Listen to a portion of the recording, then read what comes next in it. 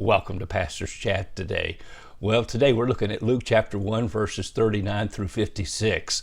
And in these verses, we find three people that are experiencing true, genuine joy. Now, it's interesting today that we're hearing from a political party that they're going to bring joy to America. Everyone can rejoice and be happy because we are going to give you joy. We're going to give you money. We're going to give you tax relief. We're going to give you this. We're going to bring down prices. My friend, let me tell you this. Real joy will never come from a political party or from a president in the White House or anyone else on earth. Real joy can only come through Jesus Christ. And that's what happens with Elizabeth, John in the womb. And remember what Elizabeth said about when she heard the greeting of Mary. She said, "Oh goodness," she said, "as soon as the voice of your greeting sounded in my ears, the babe leaped in my womb for joy." The babe leaped. Yes, the baby was alive in the womb. The baby heard the voice of Mary saying, hey, I am, and goodness, I've got some great news for you. And the fact that already Mary had conceived and the man-child, Jesus Christ, was in their presence. He was in her womb. John leaps in his mother's womb for joy. My friend, a baby is alive in the womb. Life begins at conception. That's why we believe that a baby has a right to live from the moment that that baby is conceived. She is a living person. Oh, how we learn so much from the scripture. And so they experience real joy. Elizabeth has great joy. She's rejoicing. John in the womb is rejoicing. And even now we see that Mary gives her great song of rejoicing. And we're going to talk about that in the next few days. But this reminds me of the Gospel of John that talks much about the joy that only Jesus can bring in our lives.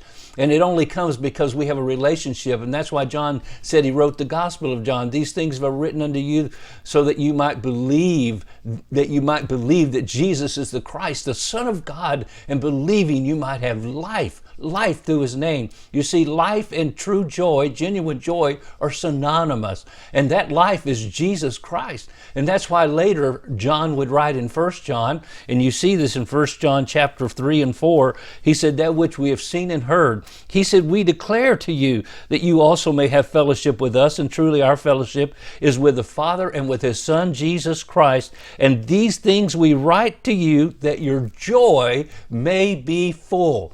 My friend, joy will not come because you marry or meet the right person, or you have the right boyfriend or girlfriend, or because you have the right kind of job and the right kind of salary.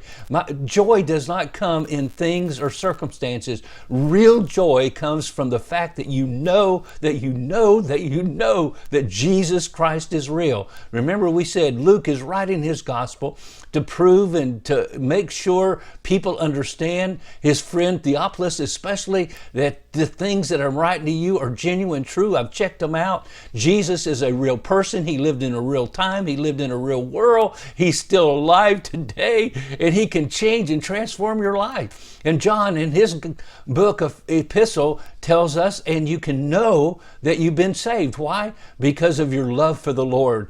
Because of your love for the world, and the fact that you are obedient and you don't walk in sin any longer, and the fact that you know the truth. You're not following a false peace or a false joy or a false God in this world. You're following the true and living God, and you know him through his Son, Jesus Christ. The reality of that is what you and I need today, and that's what brings genuine, real joy to my heart and to your heart. And we can rejoice in the Lord our God no matter what's going on around us. Well, I trust and pray that you'll look up these verses, read through them carefully, read the book of 1 John, and again, make sure that you have a relationship with the Lord through Jesus Christ, and that you have true fellowship with him, and you're not walking in sin. God bless you, and you have a wonderful, wonderful day.